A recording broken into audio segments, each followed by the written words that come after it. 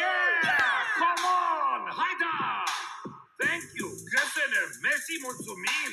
Fără voi, sigur nu puteam să reușim. Am avut cu voi numai momente prețioase, episoade faine doar cu amintiri frumoase.